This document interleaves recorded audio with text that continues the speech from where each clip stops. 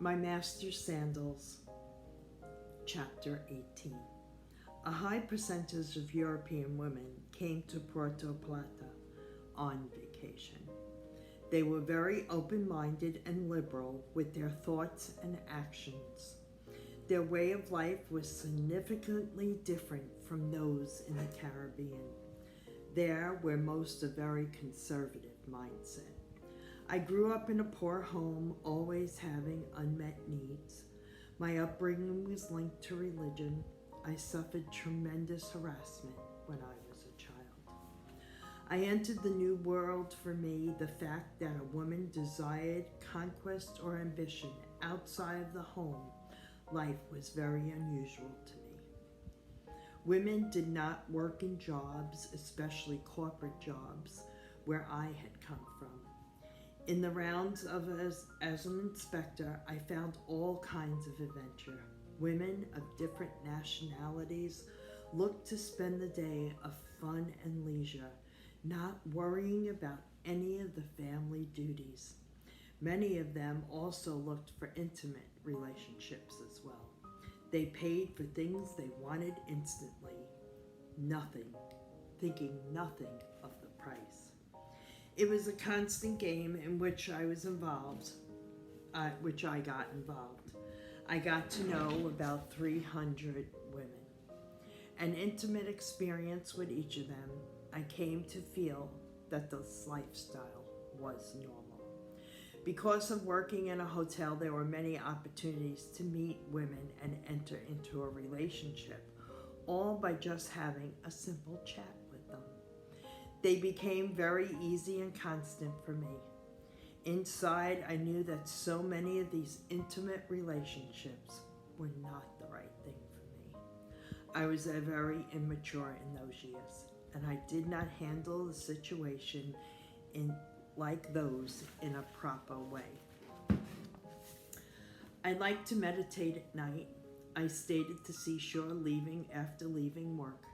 I did not think, nor did I imagine, the need to speak with the voice would present itself to me whenever I had a problem.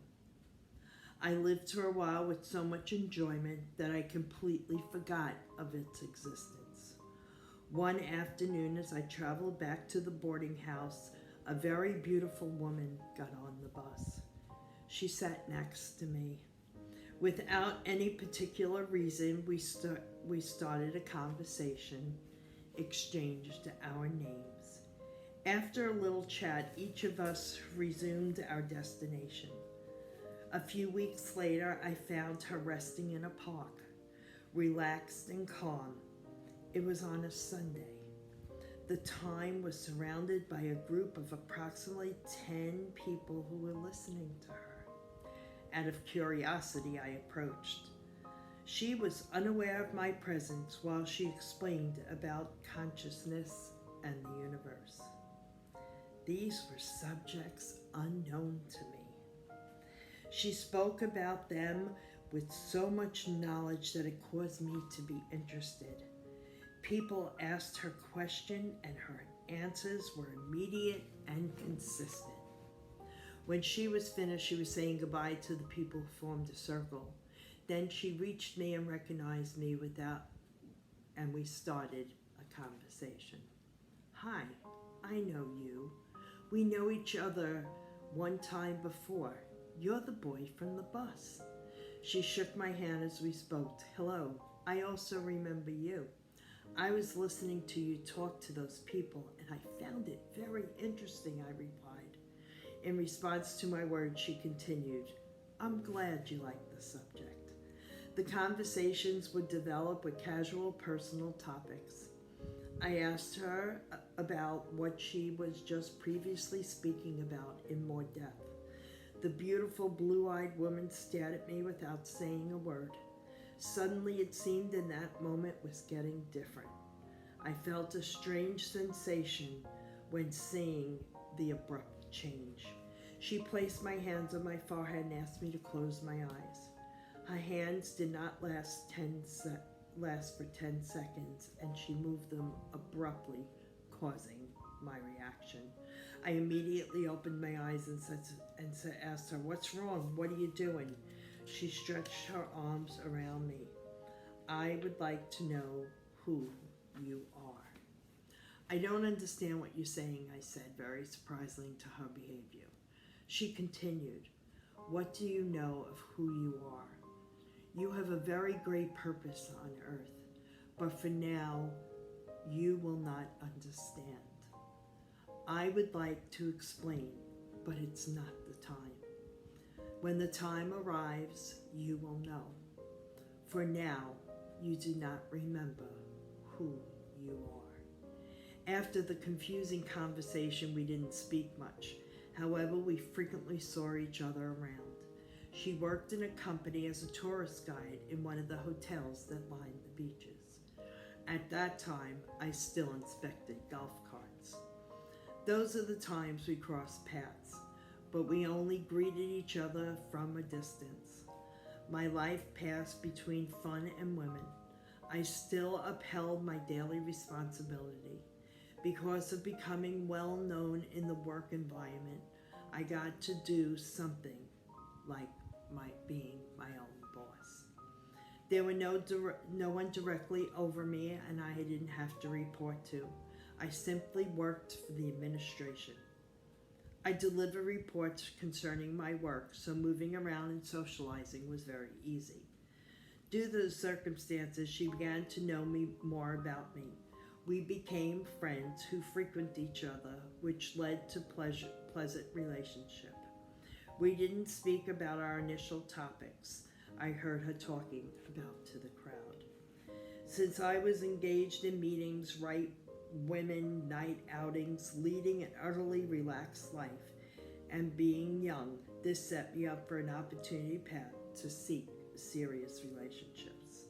The pathological part that I took away from my childhood represented itself because I cared nothing for the sentimental side in searching for intimacy with women, but only for that casual part it could provide me.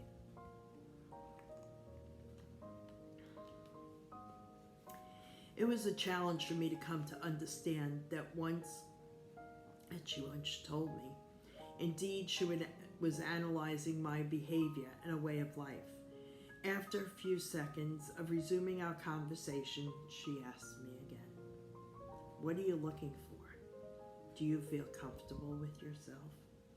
My answers again were the same. "I don't understand. I feel good. I don't understand."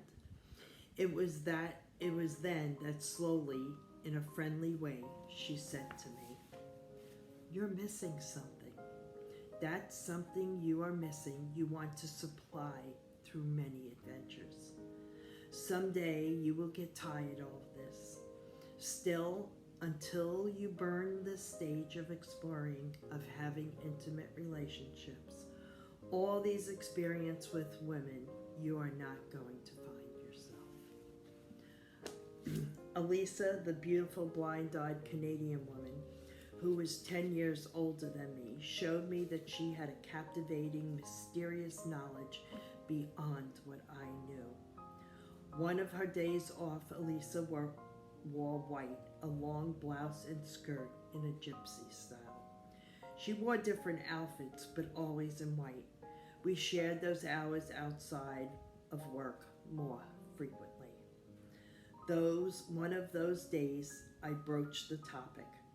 I was trying to avoid it, and then I started a conversation. "A long time ago, you told me that I had a purpose on earth. Now, I want you to know that from my childhood, I was linked to religious environment, so things outside the environment don't interest me much." Elisa replied in a very subtle way. "It is not about religion. It is spiritual. Human beings do not understand many things because they have repeatedly tried to explain it through symbols or those religious books. Everything is a part of the puzzle. One people with a certain level of knowledge can come and unite them all and understand. It was certainly far from having any idea what she was talking about, and I didn't insist on continuing either. The burning sun invited us back to the beach. The outings with Elisa had increased. The questions on the subject were not constant. Now we enjoyed the long hours together. One afternoon we decided to spend it on the beach with a project. We met early and settled near the sea. This beautiful woman was wearing a tiny red bikini, exposing her figure for the first time. Apart from her natural beauty, she stood out in her body with the tattoos drawn on the back of her legs. It was like a complete figure, a diagram, a map. I restricted my questions, although they filled me with curiosity. I did not want to harm our friendship, and through it, it was unwise to do so. Elisa was sitting next to me, and I cautiously and observed. It was a few minutes before we left that. I dared say, "Elisa, excuse me, but that tattoos that wraps your body catching my attention, does it contain meaning?" I finished without departing my gaze from her. She began to draw the same tattoo in the sand with her fingers without speaking. I let her finish for a few minutes, and then she said to me, "The figure is called a tetragrammaton. It is called the flower of life. All things are connected. Human beings, animals, vegetation, the entire universe. All through an imaginary line of inseparable energy. In time, you will develop a much broader understanding than any other human being. Wait for the time." In my 20s, I only listened intensively, satisfying my curiosity. I didn't consider the importance of each explanation or necessary belief that it was real. The tattoo was a work of art. It was well elaborated. That what she had called the tetragrammaton was formed from her back to her buttocks. She also had the horses of Acropolis, she finished explaining to me. Although her beauty was fascinating, coming of age caused me certain discomfort, having in mind the abuse I had suffered by people much older than me when I was a child. My friend did not cross that line. When I walked beside her, she provoked comments from men who saw us pass. Elisa had a slender body. Her blonde hair and blue eyes were striking. Our relationship lasted about 6 months before her contract with the company ended. A few weeks before, she told me that she had a secret that she had to confess before departing. Part of the tour affected by the company where Elsa worked was a horseback ride. A day before she was to leave, she invited me to take a walk on the hills and share a few hours with her. I knew that my father would arrive the next day also, so my joy was mixed with sadness at my friend's departure. We rode a long stretch, and we walked the path surrounded by trees. She was beautiful on a white horse and me on a black one. We reached to the edge of the descent towards the beach, and those stopped. We tried the horses to sit and meditate in a yoga position. After a few minutes of meditation, spiritual peace, and taking control of my breath, specific visualizations which strange came to my mind. We found that tranquility, necessity to face our emotions. After finishing, Alicia touched my shoulder and invited me to continue on our way.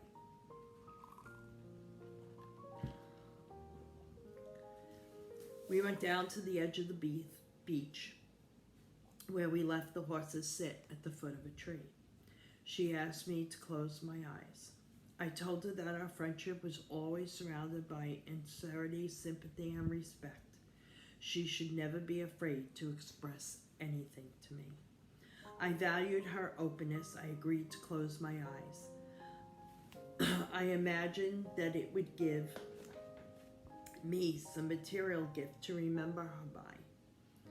Instead, I felt her breath very close to me. She held my face with both hands and kissed me on the lips. I was surprised, so I opened my eyes. However, she asked me to keep them closed. She confessed that she was in love with me and that she was willing to renew her contract with the company if I wanted a serious relationship. I wanted to express the feelings to her, but she interrupted me. Elisa was a beautiful woman, but my past sprouted like an explosive volcano within me. I saw her in different eyes. Rejecting her would cause me to be annoyed with myself, but I did not dare hurt her either. She continued to explain herself and understood where the age difference could cause a problem. She knew that she had to return to her country the next day, and she did not want to leave without my answer. I explained my past slightly without going into detail. I tried not to hurt her, choosing each word carefully. She seemed to understand the lifestyle amid the sadness that showed on her face. All of my respect for her remained. Our friendship captivated my heart.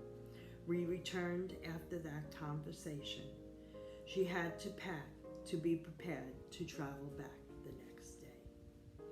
Very early, I went to meet my father. I hugged him warmly because I was happy to see him again.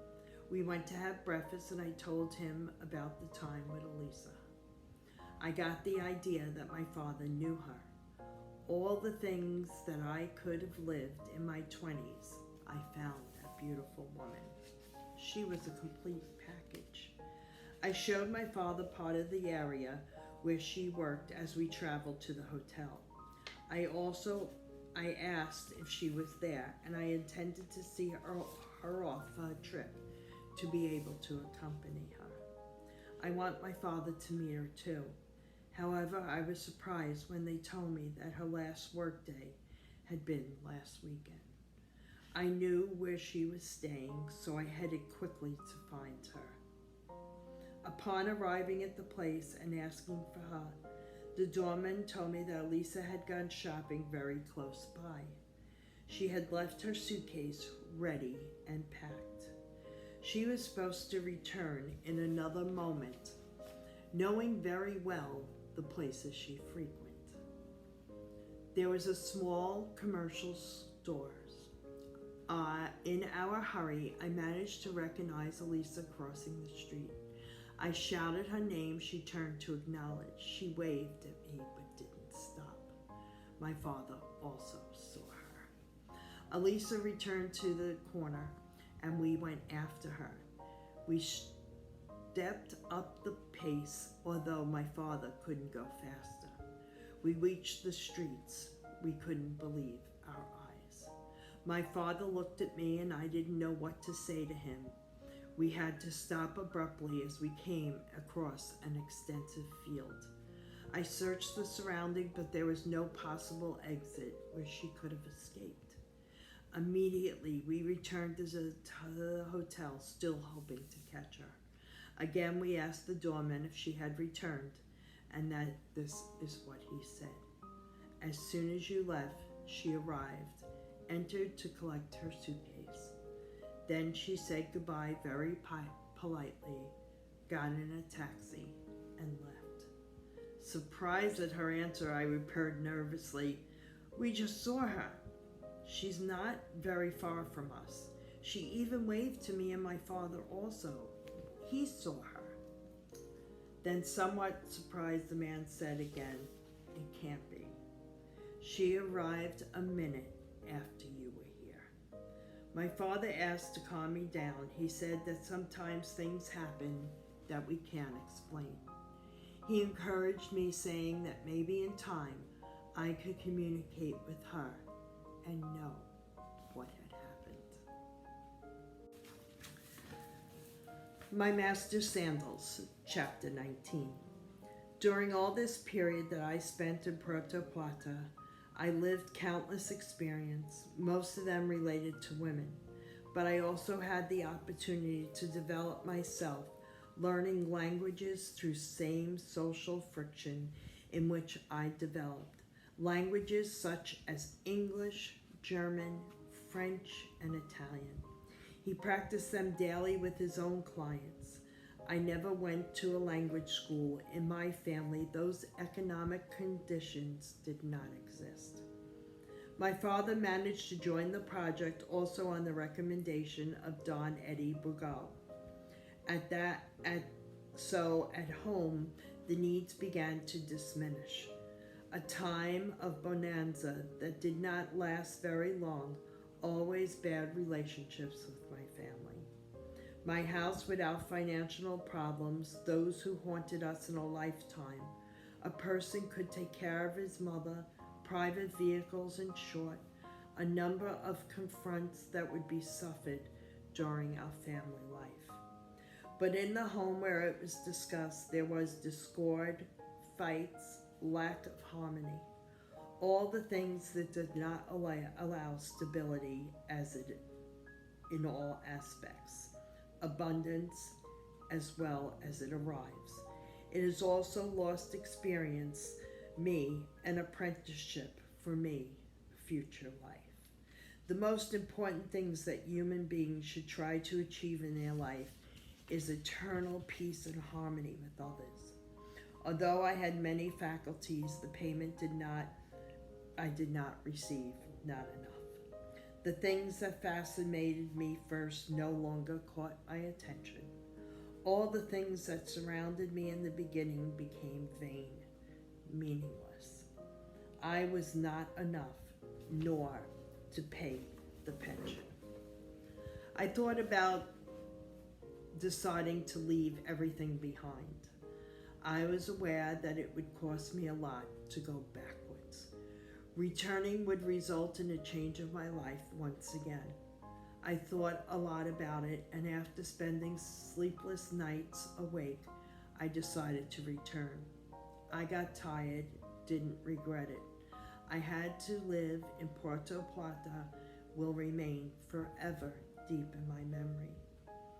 In the socio-cultural sphere of the Dominican Republic and the Caribbean, there is sorcery. Many people believe in it ever since the African slave trade to America was present. Many beliefs were derived from it. Most developed subcategories of each religion and transformed over the years. Among these denominations were sorcerers, wizards, warlocks, and priests. From my very young age, I was raised with parents who were rigid Christians.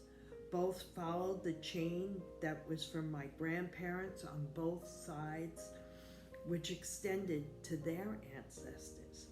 After many parent separation, both had cordial and friendly relationship with each other. My mother kept the house that my father had built without him objecting at all. At first, Dad went to his friend's house and then would return to live with her after they reached an agreement. The house had 4 bedrooms. My mother occupied the largest and always kept her door closed. My father was in another room. Although there were 2 empty rooms, I did not want to settle in any. The childhood memories roused in me when I was so much as I even looked into one of the rooms was enough to keep me away. My mother had changed a lot. After a whole life of being a Jehovah's Witness, preaching the word, and being stuck to the Bible, she separated from it. The voice continued to appear with words of encouragement and full of positivity. However, I was feeling so much depression due to the lack of work. Every night I went to bed full of tension and confused of my thoughts. My mind carried an emotional change that caused me to struggle every moment. I tried to feel good, but I failed. Approximately 3 weeks had passed without any work or money. Every day I saw my mother leave very early and not return until late at night. I felt an intense internal uneasiness that did not allow me to develop any capability to think intellectually. I didn't know how to insert myself back into society. I felt completely lost, like I was not even familiar with this life anymore. My mother's room was always closed. We never understood why she changed. She hardly spoke, was calm, very doubtful, serious, and very distant from the whole family. She always felt the urgent need to keep her room door closed during her long departures.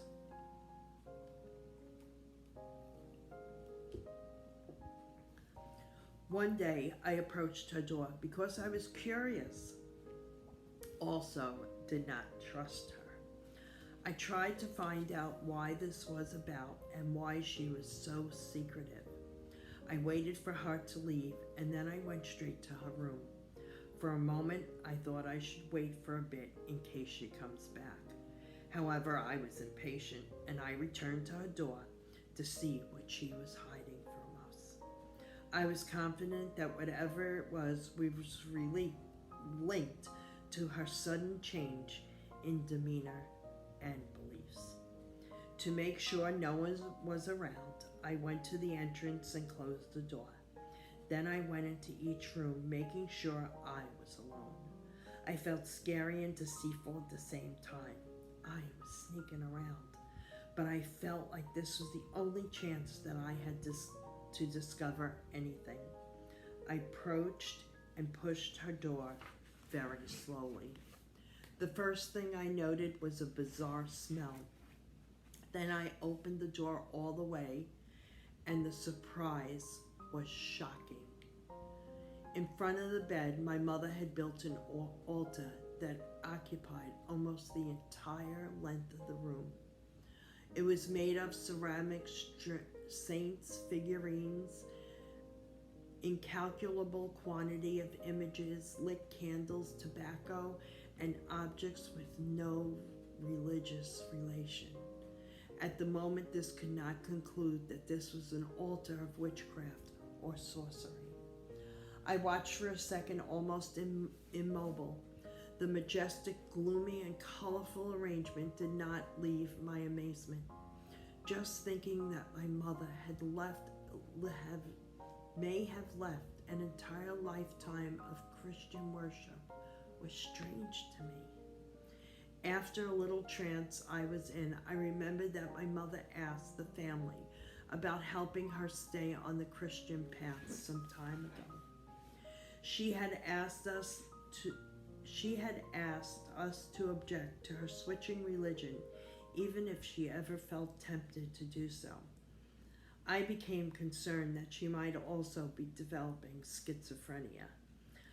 It was prevalent on my mother's side of the family and even my father's.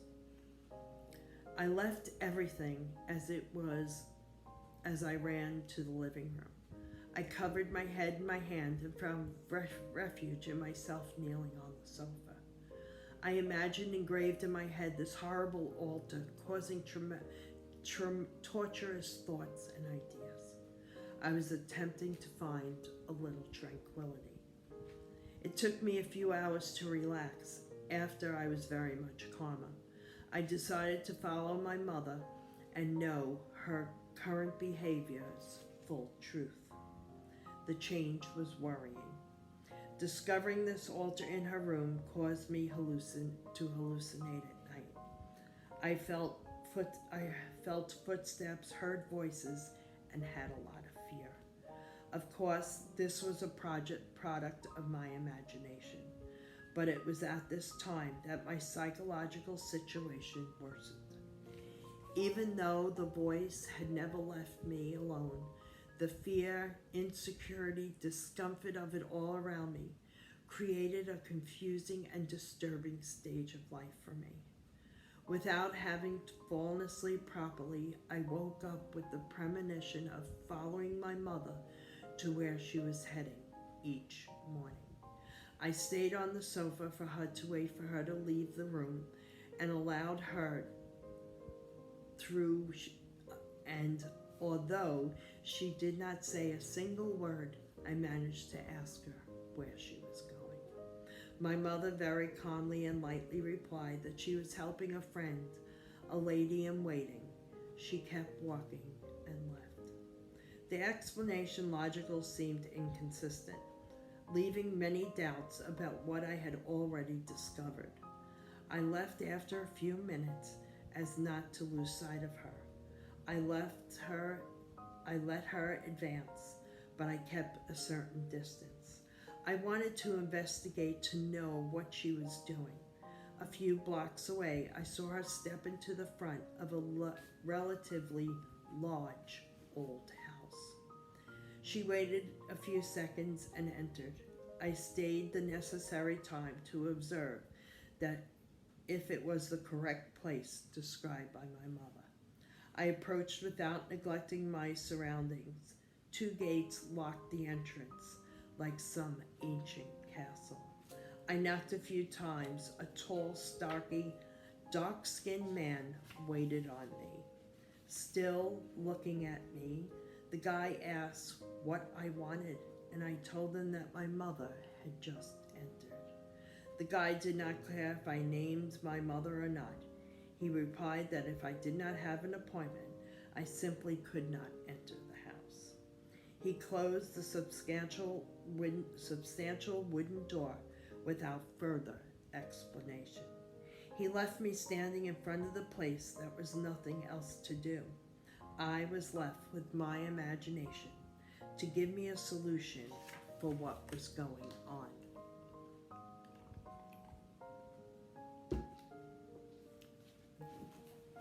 The altar in her bedroom was logically the closest thing I had to the truth.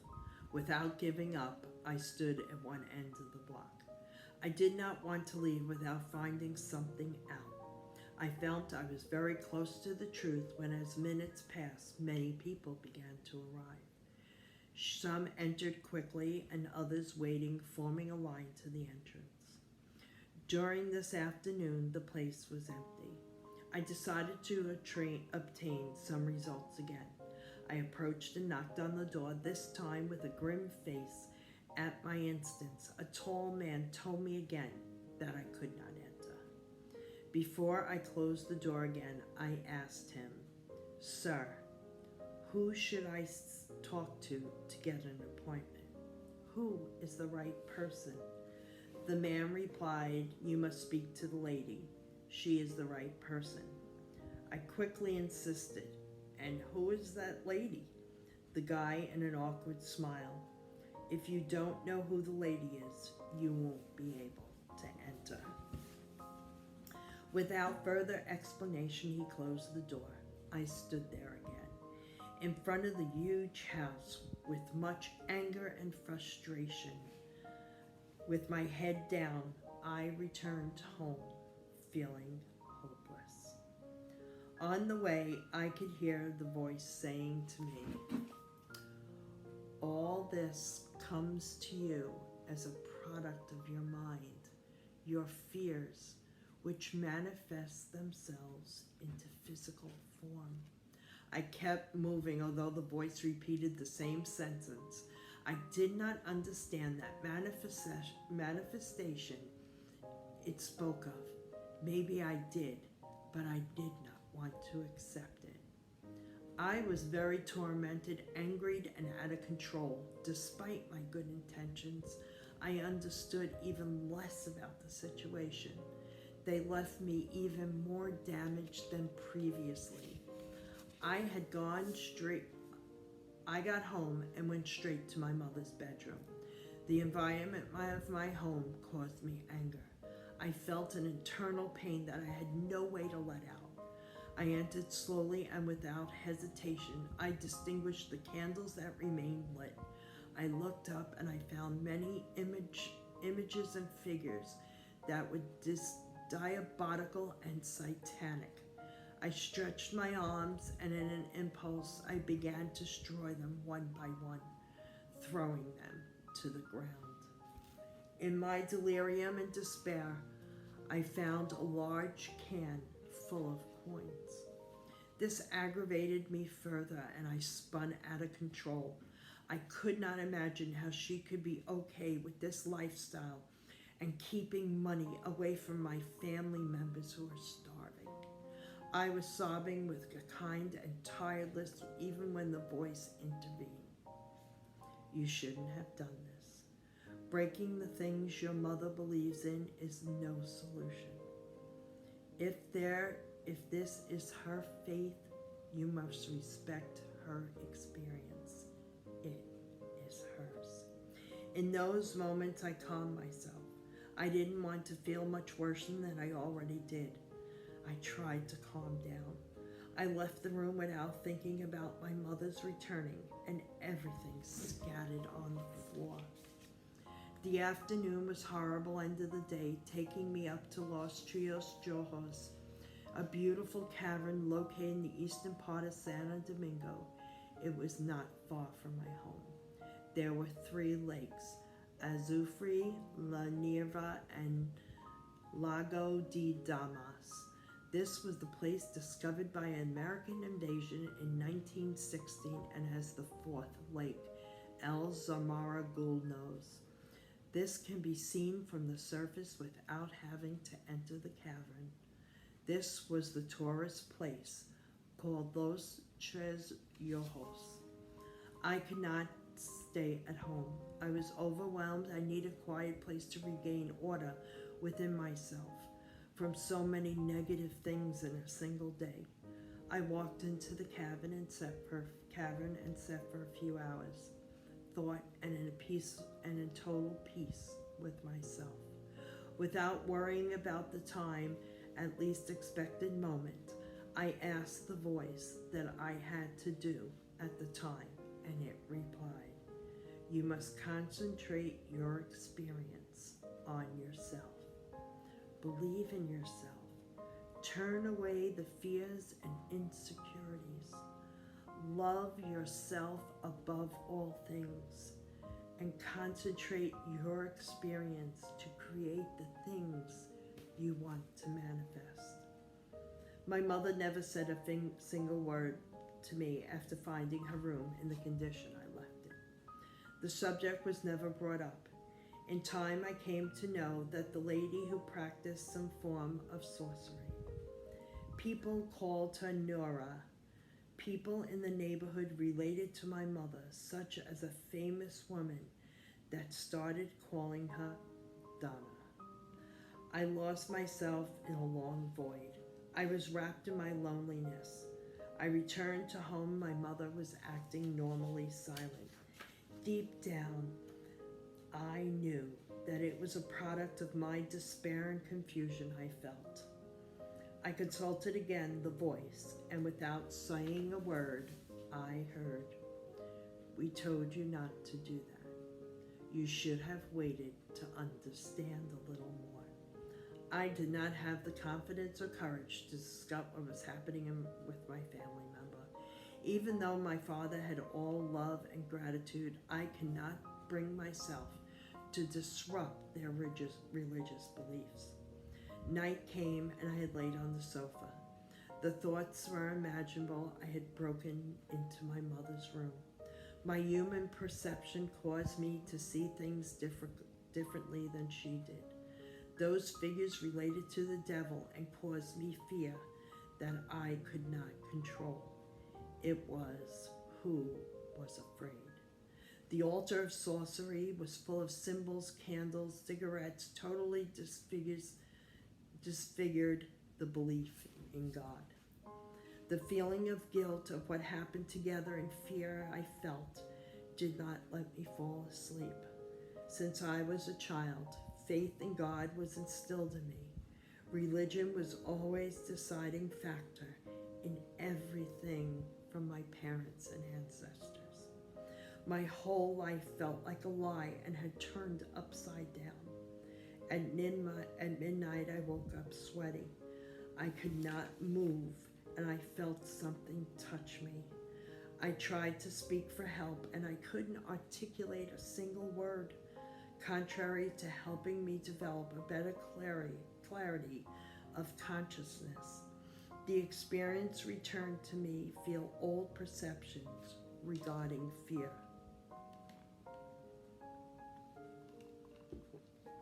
The feeling that something touched me and it had the power over my entire body was shocking. Thoughts create human reality. I learned that over time. In those moments, the possession of demons directly associated with fear caused me to think upon it over and over. In a moment of despair, I thought I would resort to the voice. At first, I did not understand that communication with it was not there because of my fears. Some intervention would only cause them. Almost 5 minutes had passed, totally paralyzed, although conscious, when I tried to call it myself and kept asking for help. Please help me. Please help me. The voice replied, it's your imagination. Nothing is happening. Again, very scared, I insisted, please help me. I can't move. The voice, breathe and calm down. Nothing is happening. It's your thoughts. It's the mind that is creating this experience. Breathe slowly and you will see how you can move your body again. I was perplexed, thinking that maybe the voice was a big part of my imagination in some instance. I was slow to pick up on the message. Finally, I took a breath and managed to calm down. I began to move little by little, recovering my normalcy. I could not understand this dramatic experience just within a few years ago. Thoughts make the human being have individual experiences. Thoughts provide constant changes, all associated with fear, terror, and anguish. Understanding that it is very complicated.